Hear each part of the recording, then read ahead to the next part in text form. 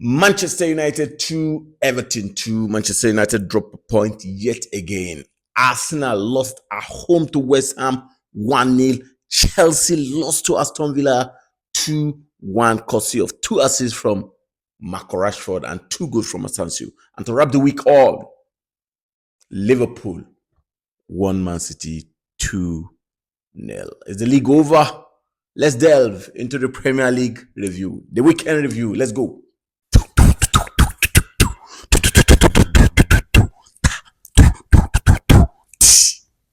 All right, man. Manchester United drew that game 2-2 with Everton. What a game. 2-0 first half, Everton. And that is the worst Manchester United performance I've seen in a very long time. Of course, during my prediction, I predicted Manchester United to play 1-1. Yeah, I knew Manchester United is not going to win the game, of course. But I did not know that it's going to be that bad. You understand? I feel like Amorim is tired, to be candid. He's a good manager. But I feel like this team have exhausted him. They make him look awful. They make him look bad. They make him look like someone that have no idea anymore. And somehow, somewhat, I feel like him too, he's not helping himself. Because you know what? Why bringing 8 youth player into the substitution when you are not using them? This is the time for you to take a risk.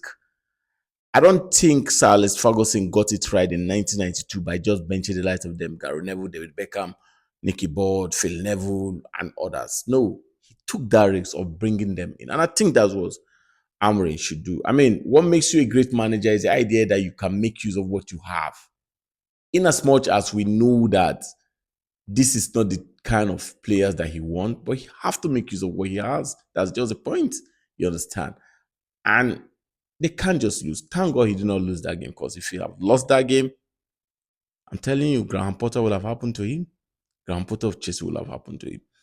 But anyway, I mean, it's the worst game I've seen Manchester United play, to be candid.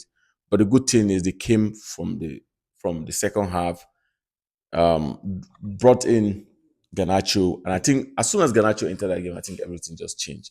And of course, Bruno Fernandes, what a beautiful free kick from him, scored that free kick and gave Manchester United a hope before Ugarte equalized that game to make it 2-2. And there was a scary end when Ashley Young almost got Everton a penalty. That was not a penalty, of course. So Manchester United ended that game 2-2 with Everton. Very, very unfortunate for Manchester United. I'm sure they're not going to relegate, because that's just it. They should not just relegate. Keep the team. Keep winning 1 or 2 games, and let's see how the season ends, right? One is Arsenal, West Ham.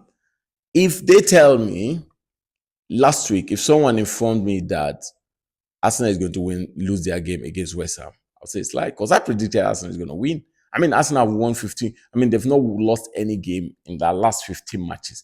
In fact, they've not even lost any game in Emirates this season.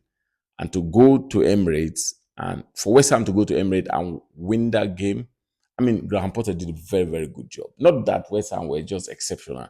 I think Arsenal were just awful, you understand? And it comes to what we've been complaining right from the beginning, that Arsenal need a striker. And it was very, very unfortunate that January came, they weren't able to sign anybody. Bad. I mean, absolutely bad. Now, there are quite a lot of fans that are shouting Arteta out. I mean, you have to just trust the process, bro. You have to be patient with the man. Next season, give him a good striker and let's see what will happen.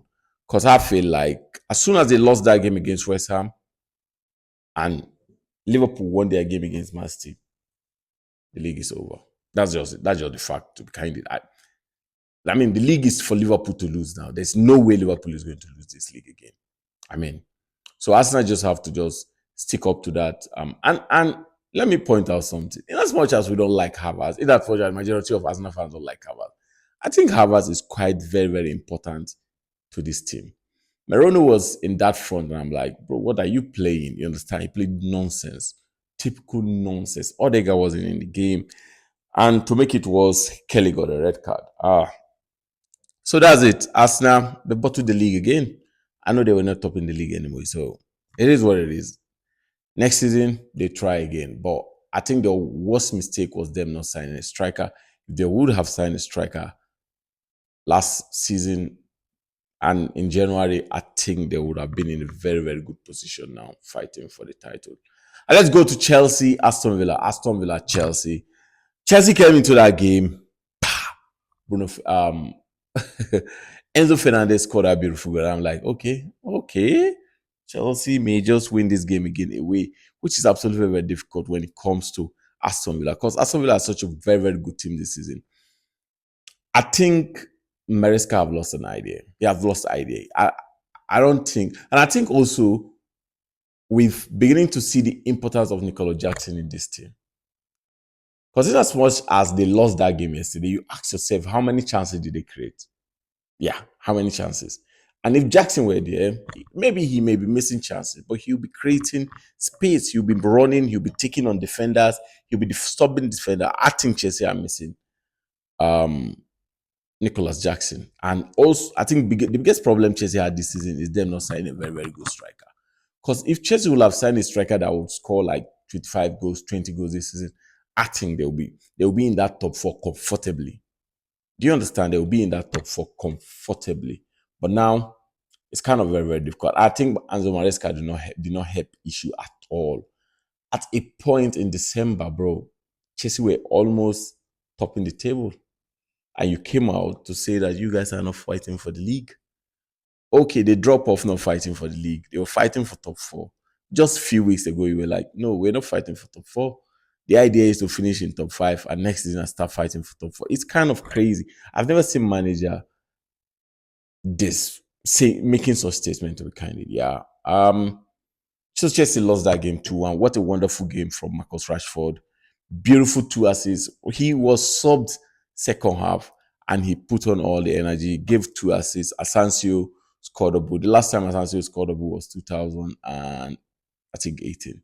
That was the last time Asensio scored a goal in a club. So Emery did a wonderful job with Aston Villa. They'll be going far to be candid. But it is what it is. That three front line of Aston Villa, they are absolutely unstoppable now.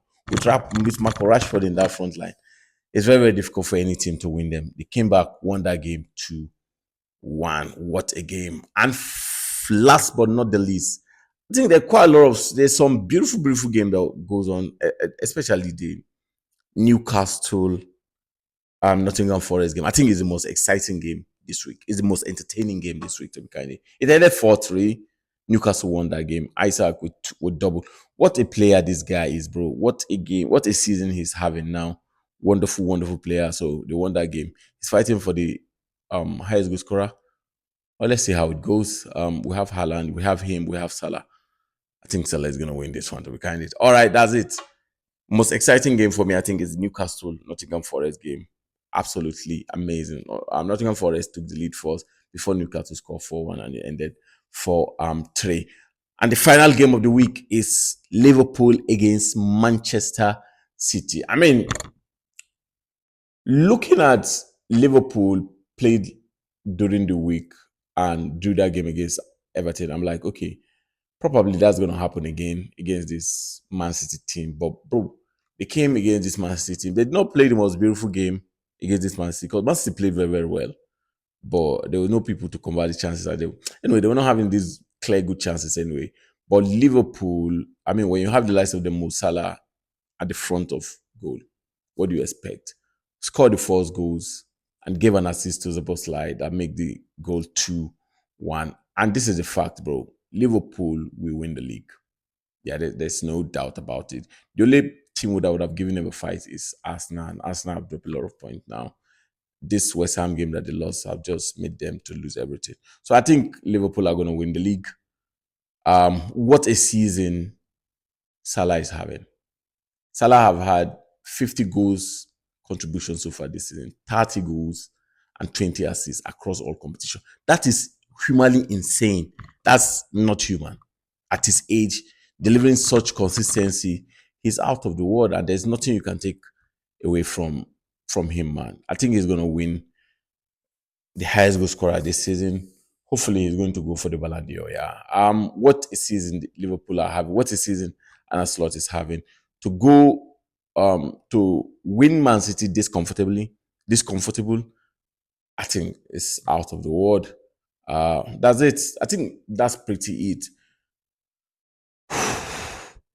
Tottenham won their game too. That's it. Liverpool are topping the table now. comfortably, and they will win the league. Yeah.